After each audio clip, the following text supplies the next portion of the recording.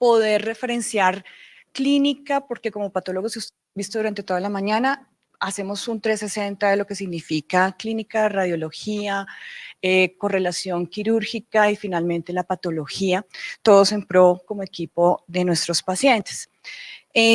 Voy a pasar rápidamente las últimas incidencias y mortalidad para 2020.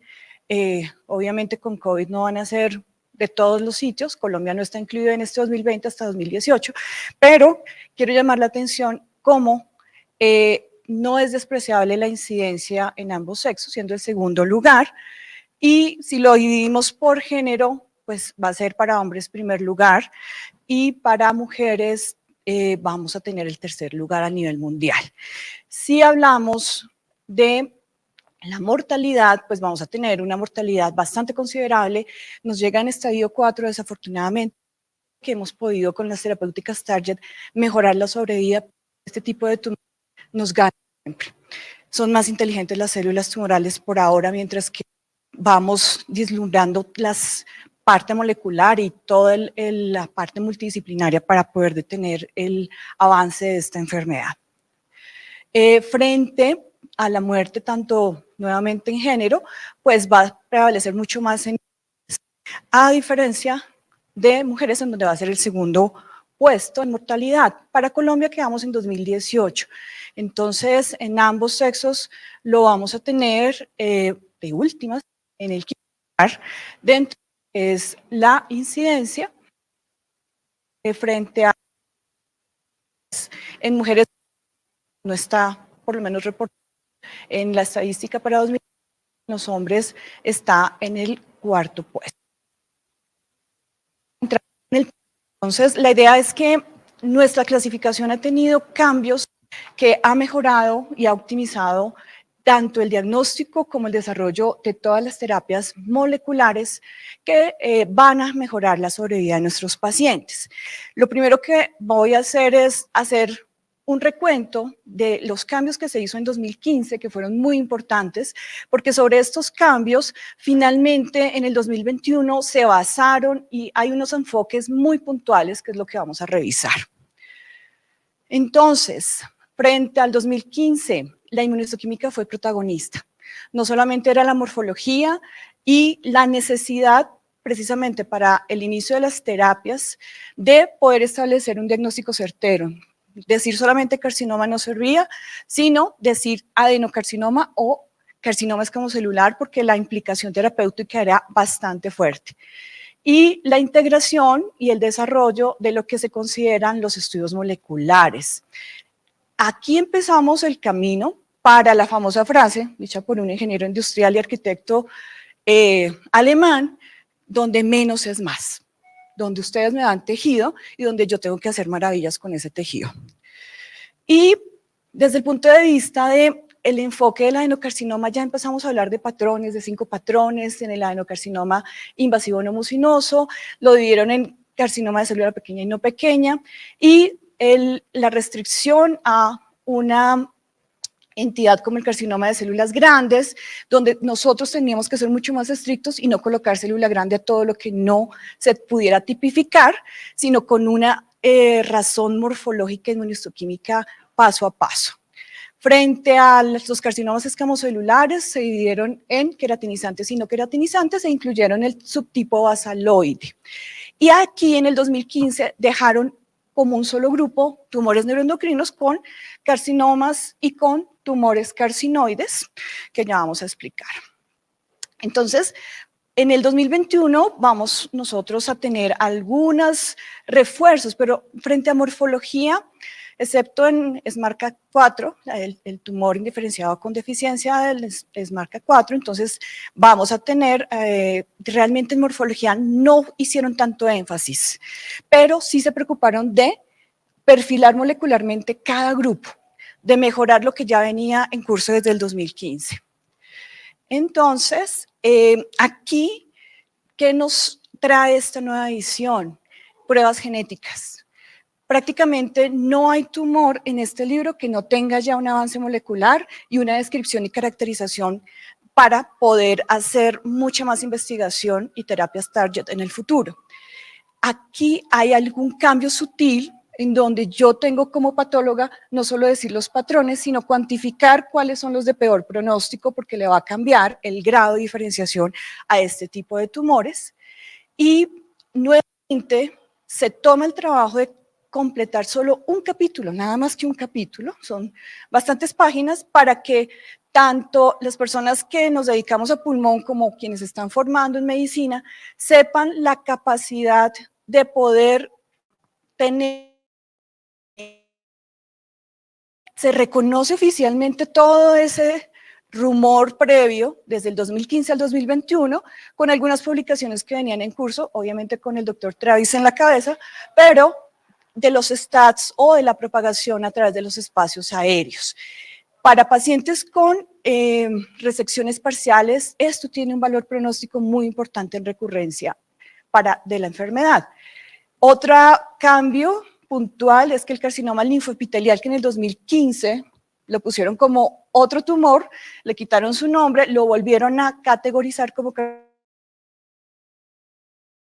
un comentario, debemos decir en ese comentario qué diagnósticos podrían ser los diferenciales, porque nuestros clínicos y cirujanos y obviamente nuestro paciente va a requerir unas luces, así sea un caso difícil, para toma de decisiones.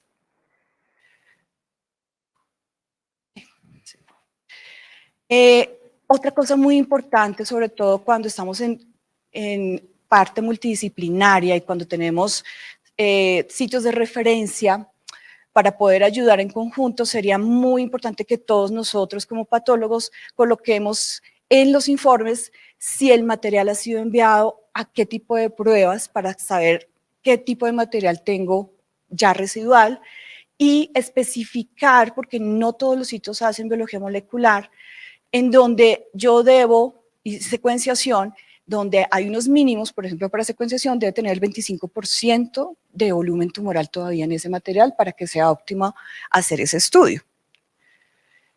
Frente a los especímenes, entonces hablábamos de reconocer estos 5 patrones en el adenocarcinoma invasivo no mucinoso, que son estos 5, vamos a tener pues un patrón que va a ser lipídico, vamos a tener aquí un patrón, un segundo que esto, ya, un patrón que va a ser acinar, vamos a tener cribiforme, vamos a tener el micropapilar, el sólido, y aquí hay un patrón recientemente descrito que es el de filigrana, en donde hay proyecciones con mínimo 3 células en columna que se van a exponer hacia este lumen como un patrón adicional del micropapilar.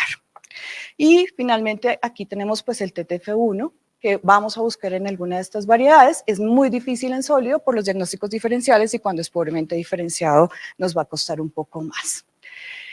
Frente a estos especímenes, pues la idea es que cada patrón que supere el 5% tiene el beneficio de aparecer en el informe. Todos los patrones que ya hablamos, sin embargo, vamos a tener un esquema de graduación para poder hacer uso de esa cuantificación. ¿Para qué me sirve eso? Y esto es lo que propone en 2021.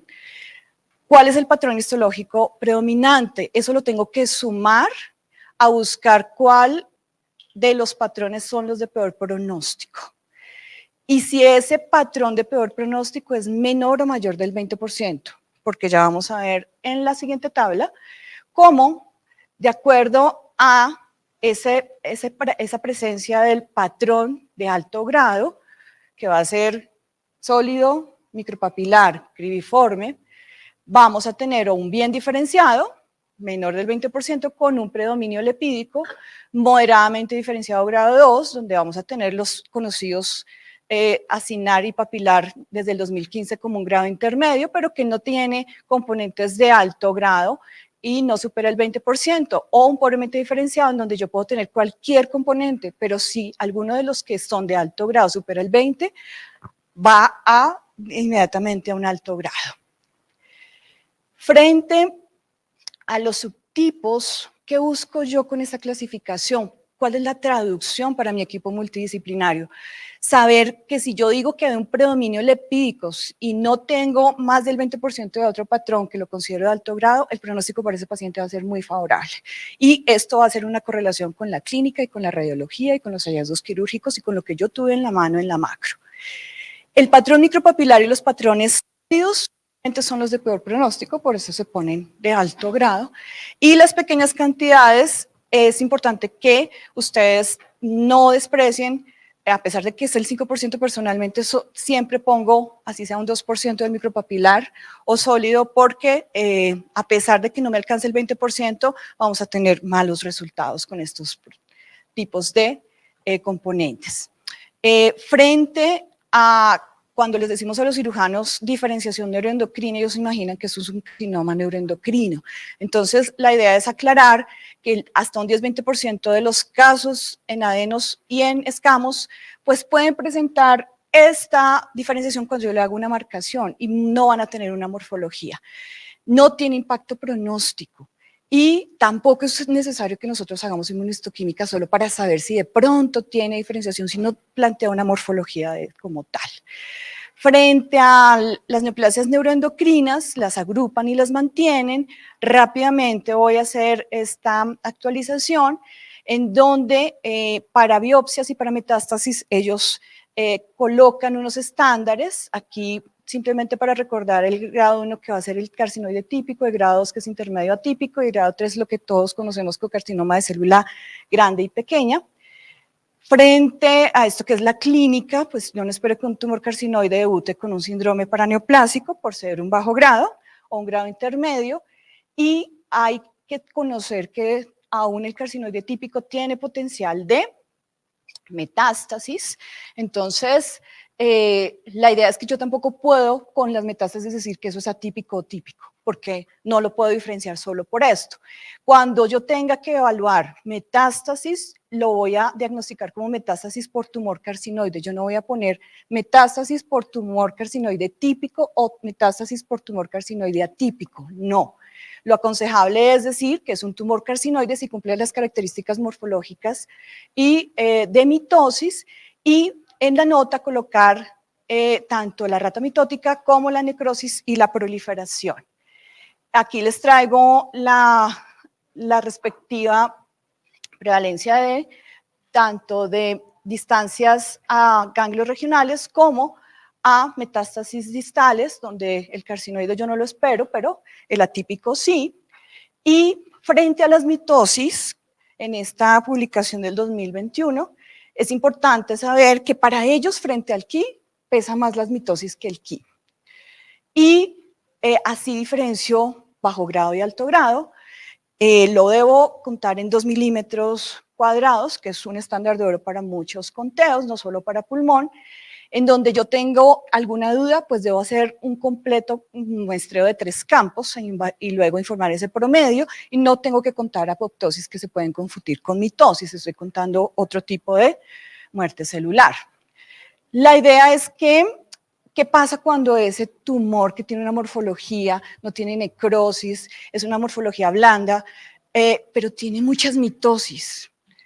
Yo no le puedo poner un carcinoma de célula pequeña, pero la publicación del 2021 aconseja lo siguiente: usted debe colocar por el alto recuento mitótico y transmitir la siguiente información. Lo debe clasificar como un carcinoma neuroendocrino de célula grande, pero tenga la precaución de añadir una nota y por favor hable si es posible con su equipo para que ellos entiendan lo que usted quiere decir con esto. Y es que tiene una morfología de carcinoide, pero dada el alto recuento mitótico, no puede adherirse a las tablas y a los índices que nos deja la OMS para el 2021. Si se le hizo QI, también lo debe colocar, pero el QI para tumores neuroendocrinos en pulmón es deseable, pero no es obligatorio. Y frente a lo que hablábamos, ese alto conteo mitótico con una morfología muy blanda no cuadra. Entonces, gastroenteropancreático ya se tomó el trabajo de decir qué hacemos. Para ellos va a ser un tumor neuroendocrino grado 3. Todavía nosotros no hemos llegado a eso en pulmón porque están esperando todavía cómo se a estudiar esos raros subtipos que ya se habían visto en otros sitios. ¿Por qué se debe esperar? Porque ellos han visto que a pesar de que yo le tenga que poner por ese índice mitótico un carcinoma neuroendocrino de célula grande, cuando yo estudio la parte molecular, compartir muchas características con los tumores carcinoides y no las características moleculares de un alto grado. Así que ellos analizan que va a ser un estudio muy cuidadoso desde todo punto de vista para poder elucubrar qué vamos a hacer con esas entidades. Hablemos de del KIB rápidamente. No es un criterio esencial para pulmón, pero ellos describen que es un criterio deseable y va a ser útil. Quizás retrospectivamente pueda hacerse un estudio y determinar todo lo que podemos correlacionar a futuro como se hace en otros sistemas. Y frente al KIB, pues obviamente nosotros vamos a tener también la diferencia en las biopsias cuando hay aplastamiento, me sirve mucho para un tumor de bajo grado versus un tumor de alto grado. Siguiendo con lo que permanece en la clasificación del 2021, se considera todavía los tumores combinados. Entonces, ¿qué es esto? Significa que tanto los de alto grado, célula pequeña o célula grande, tienen un 25% de otro componente y ellos juegan con otros patrones. Entonces, ¿cómo lo puedo encontrar? Tengo que buscar esos tumores combinados. Aquí no hay porcentajes. Puedo encontrarlo con adenocarcinoma, con carcinoma escamocelular o un carcinoma neuroendocrino de célula grande se puede mezclar con un carcinoma de célula pequeña. Eso ya es un combinado. Aquí hay algo importante y es que los carcinomas son los únicos en pulmón que hacen esto, a diferencia de otros sitios como el gastroenteropancreático, en donde tanto el bajo grado como el alto les gusta mezclarse. En pulmón solo se le da opción al alto grado. Y aquí no requiere porcentajes, lo que les comentaba, frente a lo que dan en tumores neuroendocrinos para el 2021, pues ellos no, por eso les dije que eran como tímidos, porque definitivamente no introducen en esta revisión y en esta actualización una clasificación molecular como si lo hacen con otros. Sin embargo, nos dan algunos tips entre tumores carcinoides y alto grado, las variaciones moleculares, las amplificaciones, en donde yo buscaré en los carcinoides, de acuerdo a esa remodelación de la cromatina, las anomalías genéticas, principalmente con MEN1, y frente al carcinoma de célula pequeña, P33 y el gen de retinoblastoma. Adicionalmente, ya nos lanzan unos tips que son importantes para terapéutica en carcinoma de célula pequeña, la heterogeneidad intertumoral, en donde se han destacado 4 genes y forman 2 subtipos. Si expresan estos 2 genes, tienen muy buena diferenciación y es aquel carcinoma de célula pequeña que se leyó el libro, TTF1 positivo, sin actoficina, no le gusta la croma y un Ki elevadísimo. Pero cuando está en este grupo, con la expresión de estos 2 genes, va a tener la morfología, pero no va a expresar marcadores neuroendocrinos, y esto es un problema para nosotros. Hasta el 10% de los tumores que tienen la morfología siendo neuroendocrinos no me va a marcar. Y aquí tengo una base genética en donde adicionalmente, aparte de no expresar, pues va a ser resistente a la quimioterapia. Finalmente, ya en las últimas diapositivas, para hablar de la actualización en carcinoma escamocelular, donde a diferencia del adenocarcinoma, en donde hemos tenido tantos targets y tanta posibilidad de interactuar con terapias, aquí en esa terapéutica, esa mutación no la hemos podido encontrar aún. El carcinoma basaloide se le ha atribuido un mal pronóstico, sin embargo, no hay publicaciones sólidas que lo sustenten, pero uno transmite como tal esa posibilidad. Hay que beneficiar este carcinoma escamocelular de inmunoterapia. Y en pacientes jóvenes que no hayan fumado nunca con esta histología, es importante hacer mutaciones de EGFR, MET y ALK y los reordenamientos respectivos. El NUT lo quise traer para comparar con el tumor torácico indiferenciado es marca 4. ¿Por qué? Porque aquí puede tener diferenciación escamosa, puede, no la tiene. Y va a expresar, o sea, no es una condición obligatoria. Le gusta a uno que se lea el libro y sea un P40 positivo, aunque puede ser primario, pues puede tener una condición tímica en su origen y la idea es que hay que ampliar el horizonte en esto. Vamos a tener estos reordenamientos y vamos a tener morfología de células pequeñas y escamosas. Población target de este NUT, pacientes jóvenes que no son fumadores, a diferencia de esta entidad que es nueva para el 2021, en donde nuevamente son jóvenes, predominio masculino, edad media, pero sí tienen historia de tabaquismo pesado, es muy agresivo, una masa gigante, compresiva en todas estas áreas y obviamente la supervivencia no va a ser buena, de 4 a 7 meses y no vamos a esperar desafortunadamente que pueda responder a tiempo a una quimioterapia. Pues quería comentarles que aquí se debe hacer el examen, pues la comprobación con la expresión de inmunistoquímica, siempre y cuando cumpla los criterios que estamos hablando desde el punto de vista clínico y radiológico. Este es un ejemplo donde vemos células epitelioides, pobremente diferenciado, y el marcador que vamos a tener con la positividad. Mensajes para llevar a casa. Para el 2021 hubo pocos cambios en morfología, pero se han dado muchos detalles para la parte molecular. Como les decía, no hay una entidad que no tenga un estudio molecular completo para que uno abra horizontes. Y la inmuno que hicimos en 2015, más ese desarrollo, pues como ya lo comentaban mis compañeros del equipo multidisciplinario, la sobrevida de 6 meses hemos tenido casos de 5 años. Entonces, creo que podemos ir mejorando, no hemos ganado la guerra, vamos en batallas, y el hecho de poder mejorar la clasificación, que es todo lo que hacemos el día a día, y este tipo de capacitaciones con los trabajos adicionales multidisciplinarios y la comunicación, pues creo que va a mejorar la precisión, la reproducibilidad y la relevancia en las terapéuticas para cada paciente. Muchas gracias.